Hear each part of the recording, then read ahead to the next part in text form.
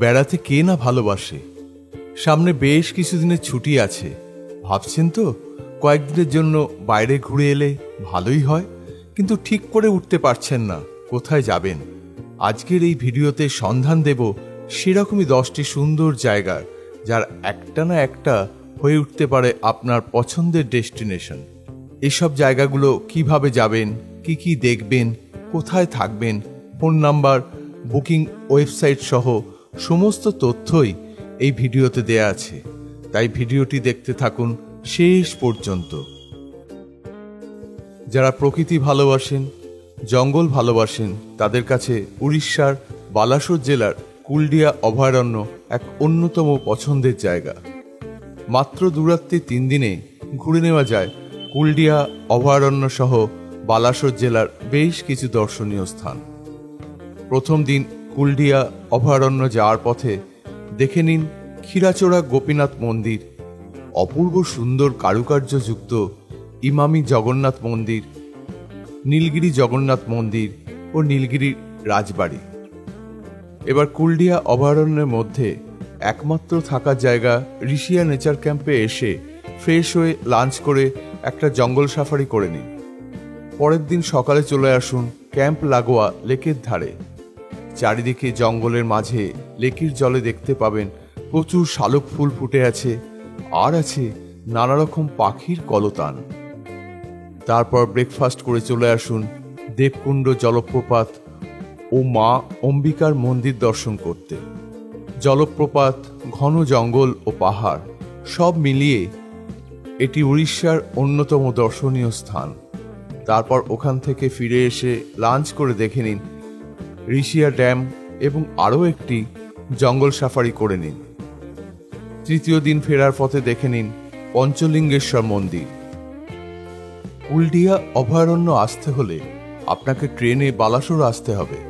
কলকাতা থেকে বালাসোর আসার ট্রেনের টাইম টেবিল দিয়ে দিলাম। যারা গাড়িতে আসবেন তারা কলকাতা থেকে কোলাঘাট, খড়গপুর, বালাসোর হয়ে এখানে আসবেন। অভয়ারণ্যের মধ্যে থাকার সব থেকে ভালো জায়গা হলো ঋষিয়া নেচার ক্যাম্প। মাত্র 3 রাত্রি 4 দিনে ঘুরে নেওয়া যায় ঝাড়খণ্ডের পাহাড়ের রানী নেতারহাট, মারমার এবং ম্যাকলক্সিগঞ্জ। এখানে একই সঙ্গে আপনি দেখতে পাবেন পাহাড়, জঙ্গল, অপূর্ব পাইনের বন এবং ঝর্ণা। আপনি হাওড়া থেকে ক্রিয়াযোগা এক্সপ্রেসে রাঁচি এসে সেখান থেকে চলে আসুন 153 কিলোমিটার দূরে অবস্থিত নেতারহাটে। প্রথম দিন দেখে নিন কোয়েল ভিউ পয়েন্ট, আপার ঘাগড়ি ওয়াটারফলস, নাশপাতি বাগান, Netarhat lake, chalet house, Netarhat school এবং ম্যাগনোলিয়া ভিউ পয়েন্ট। পরের দিন দেখে নিন নেতারহাট সানরাইজ পয়েন্ট থেকে অপূর্ব সূর্যোদয়। তারপর হোটেলে চেক আউট করে রওনা দিন পালাউমু টাইগার রিজার্ভ ফরেস্টের মধ্যে অবস্থিত মারমারের উদ্দেশ্যে। যাওয়ার পথে দেখে নিন সুগা বাঁধ, ঝাড়খণ্ডের সর্বোচ্চ জলপ্রপাত লোথ ফলস এবং তারপর চলে আসুন মারমার ফরেস্ট বাংলো। নেতারহাটে থাকতে পারেন ব্রিটিশ আমলে হেরিটেজ প্রপার্টি নেতারহাট ডাকবাংলোতে। এছাড়াও এখানকার অনেক হোটেলের নাম্বার ডেসক্রিপশন বক্সে দিয়ে দিলাম। পালাউমু টাইগার রিজার্ভ ফরেস্টের মধ্যে আছে মারমারে একমাত্র থাকার জায়গা সাহিত্যিক বুদ্ধদেব গুহর স্মৃতিধন্য ব্রিটিশ আমলে তৈরি মারমার ফরেস্ট রেস্ট হাউস। এখানে থাকতে হলে আপনাকে প্রয়োজনীয় খাবার রসদ সঙ্গে নিয়ে আসতে হবে। জঙ্গলের মধ্যে গা ছমছমে পরিবেশে একদিন এখানে কাটানোর অনুভূতিই আলাদা। পরের দিন মারমারে হোটেলে চেক আউট করে চলে আসুন ছোটনাগপুর মালভূমির টিলা, জঙ্গল, পাহাড়ি নদী ঘেরা মায়াবী গ্রাম ম্যাকলক্সিগঞ্জে। একসময় অ্যাংলো ইন্ডিয়ানদের বাসস্থান হিসেবে খুবই জনপ্রিয় ছিল এটি, পেয়েছিল মিনি লন্ডনের তকমা। এখন এখানে আছে সর্বধর্ম সমন্বয় স্থল। এছাড়া আছে বেশ কিছু চার্চ। ডুগাডুগি নদীর জলে পা ডুবিয়ে কাটাতে পারেন বেশ কিছুটা সময়। জাগৃতি বিহারে ঘন শালের জঙ্গলে হাঁটতে পারেন। এছাড়াও এখানে আছে দামোদর নদ, যেটা খুব সহজেই ঘুরে নেওয়া যায়। অ্যাংলো ইন্ডিয়ানদের বাস না থাকলেও রয়ে গেছে সেই পুরনো বাংলোগুলি। এছাড়াও আছে বুদ্ধদেব গুহর বাংলো অপর্ণা সেনের বাংলো, সেগুলো সহজেই ঘুরে নিতে পারেন। সেরকম একটি গেস্ট হাউসে থাকতে চাইলে থাকতে পারেন গর্ডন গেস্ট হাউসে, গুলমোহর গেস্ট হাউসে বা রানার্স কান্ট্রি কটেজে। বুকিং নাম্বার ডেসক্রিপশন বক্সে দেওয়া থাকলো। পরের দিন এখান থেকে চলে আসুন রাঁচিতে ফেরার ট্রেন ধরতে। যারা প্রকৃতি ভালোবাসেন তাদের কাছে খুব পছন্দের জায়গা হলো রাঁচি, যাকে সিটি অফ ওয়াটারফলসও বলা হয়। মাত্র এক রাত্রি দুদিনে ঘুরে নেওয়া যায় রাঁচির সমস্ত দর্শনীয় স্থান। প্রথম দিন দেখে নেওয়া যায় সীতা ফলস, জোনা ফলস, হুড্রু ফলস এবং গেটালসুর ড্যাম। হুড্রু এবং জোনা ফলসে আপনি জিপলাইন স্পোর্টসেরও মজা নিতে পারেন। এদিন আপনি জোনা ফলসে আপনার লাঞ্চে অবশ্যই দেশি চিকেনের স্বাদ নেবেন।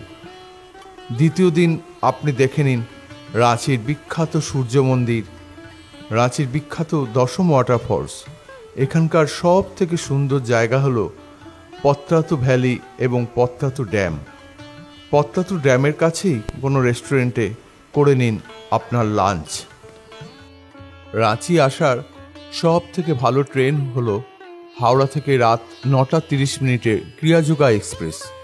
যারা গাড়িতে আসবেন তারা কলকাতা, খড়গপুর, ঘাটশিলা, জামশেদপুর হয়ে রাঁচি আসবেন। রাঁচি স্টেশন থেকে 300-400 মিটারের মধ্যেই গুরুদুয়ারা লেনে আপনি আপনার বাজেটের মধ্যে প্রচুর হোটেল পেয়ে যাবেন। হোটেলের কাছাকাছির মধ্যেই পেয়ে যাবেন ভালো কিছু রেস্টুরেন্ট, যেখানে আপনি খাওয়া দাওয়া করতে পারেন। ঘাটশিলা নামটা মনে হলেই চোখের সামনে ভেসে ওঠে সাহিত্যিক বিভূতিভূষণ বন্দ্যোপাধ্যায়ের নাম। ঝাড়খণ্ডের এই ছোট্ট শহরে একই সঙ্গে ঝর্ণা, সুবর্ণরেখা নদী, বনাঞ্চল, লেক, মন্দির নিয়ে প্রকৃতির কোলে বেড়াতে যাওয়ার জন্য আদর্শ।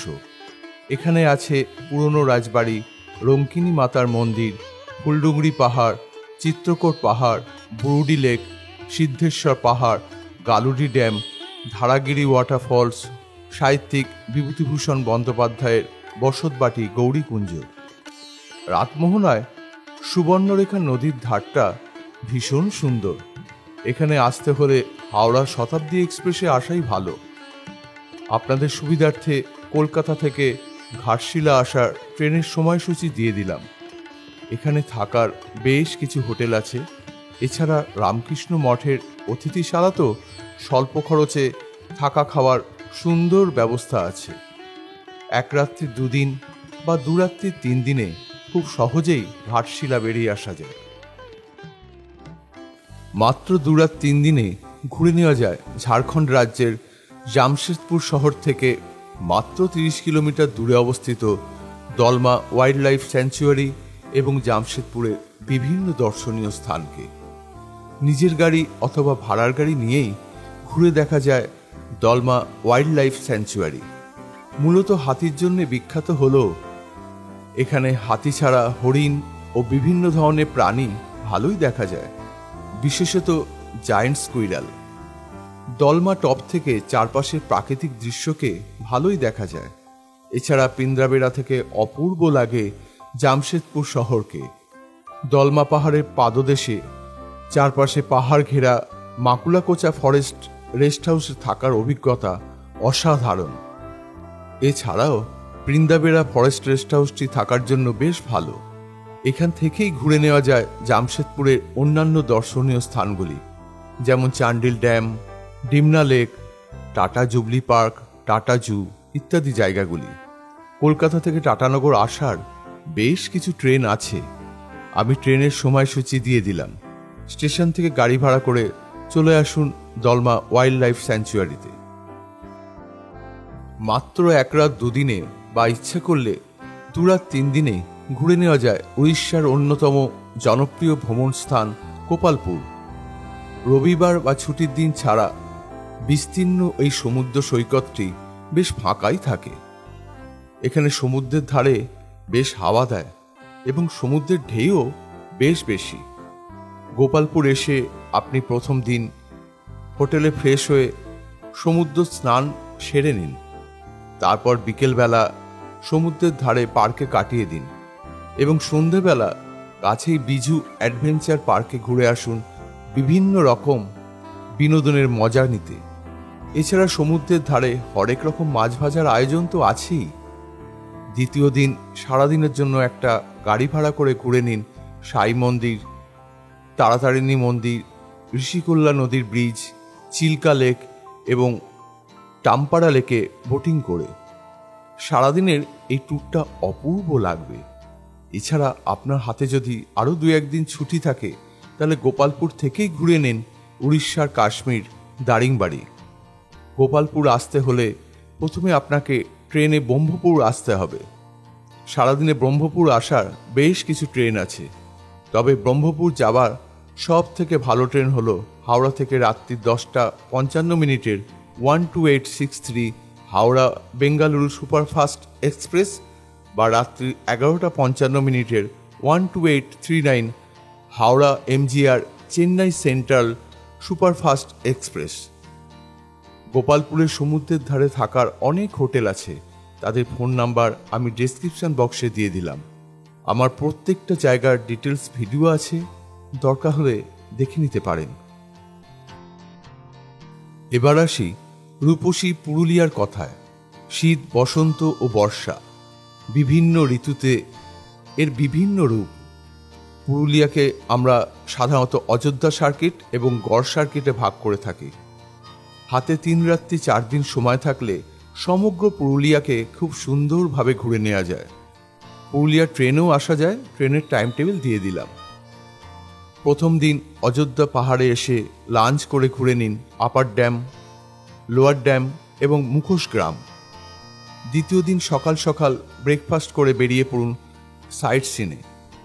দেখে নিন marble lake, Bamni falls, Durga falls, suicide point, Pakhi Pahar, ময়ূর পাহাড় ও মুরগুমা ড্যাম।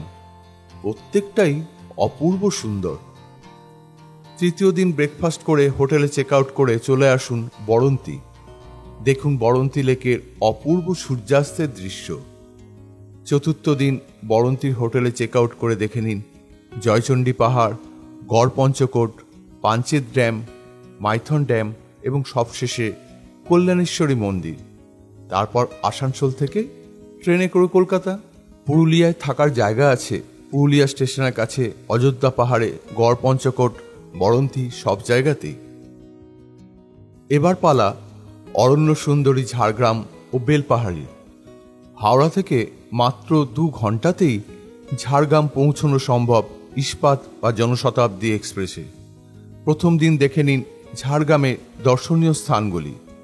ঝাড়গ্রামের দর্শনীয় স্থানগুলির মধ্যে অন্যতম ঝাড়গ্রাম রাজবাড়ি, চিল্কিগড় রাজবাড়ি, ডুলুং নদী, কনকদুর্গা মন্দির, সাবিত্রী মন্দির, Jangalmahal mini zoo, tribal interpretation centre ইত্যাদি। পরের দিন সকালে ব্রেকফাস্ট করে বেরিয়ে পড়ুন ঝাড়গ্রাম থেকে বেলপাহাড়ির উদ্দেশ্যে।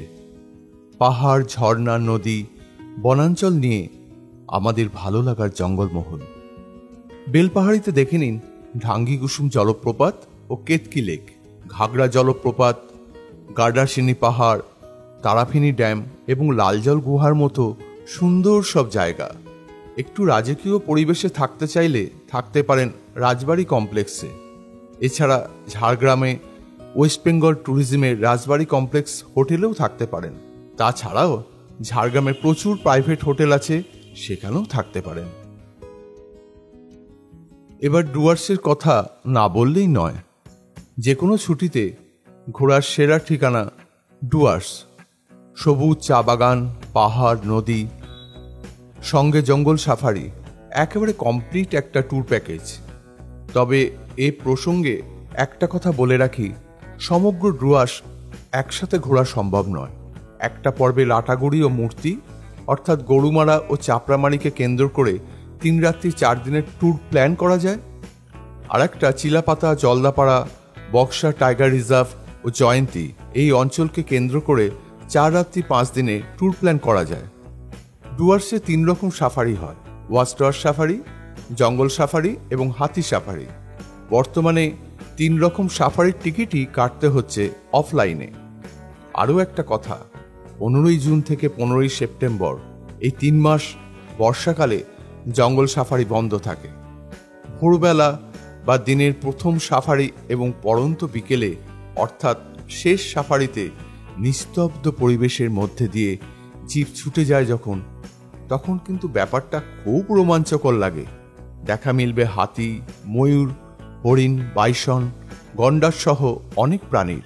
গরুমারার দিকে প্ল্যান করলে দেখে নিতে পারেন দলগাঁও ভিউ পয়েন্ট, গৈরিবাস, মূর্তি নদী, জলঢাকা নদীর ব্যারেজ, ভুটান সীমান্তের ভারতের শেষ গ্রাম বিন্দু, এছাড়াও লাভা এবং ঋষভ। আর চিলাপাতার দিকে প্ল্যান করলে চিলাপাতা, জলদাপাড়া ও বক্সার জঙ্গল সাফারির সঙ্গে দেখে নিতে পারেন রসিকবিল, বার্ড স্যাঞ্চুয়ারি, ভুটান ঘাট, উত্তরবঙ্গের মিনি অ্যামাজন, সিকিয়াঝোড়া, বক্সা ফোর্ট ও লেপচাখা। ইচ্ছে করলে কোচবিহারের দর্শনীয় স্থানগুলোও দেখে নিতে পারেন। ডুয়ার্সে আসার সব থেকে ভালো ট্রেন হলো কাঞ্চনকন্যা এক্সপ্রেস। লাটাগুড়ি এলে আপনাকে নিউমাল জাংশন কিংবা নিউ ময়নাগুড়ি স্টেশনে নামতে হবে। জলদাপাড়া গেলে মাদারহিয়ার স্টেশনে নামবেন। চিলাপাতার ক্ষেত্রে হাসিমারা এবং বক্সার জন্য আলিপুরদুয়ার জংশনে নামতে হবে। ডুয়ার্সে থাকার জন্য সরকারি বেসরকারি অনেক রিসর্ট এবং হোমস্টে আছে। আমি কয়েকটার ফোন নাম্বার ডেসক্রিপশন বক্সে দিয়ে দিলাম। বাঙালির এক অতি প্রিয় বেড়ানোর জায়গা দার্জিলিং।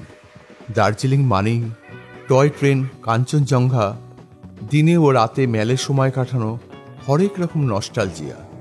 3 রাত্রি 4 দিনে আপনি ঘুরে নিতে পারেন দার্জিলিং এবং আশেপাশের বেশ কিছু অফবিট জায়গা।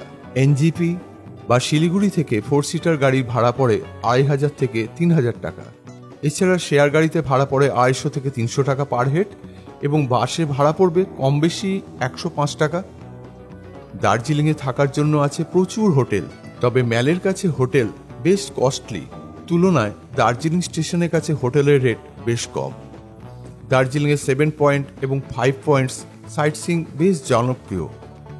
দার্জিলিংয়ে এসে অবশ্যই চাপবেন এখানকার রোপওয়েতে। ঘুরে নিতে পারেন রক গার্ডেন, গঙ্গা মাইয়া পার্ক, পিস প্যাগোডা এবং জাপানিজ টেম্পল।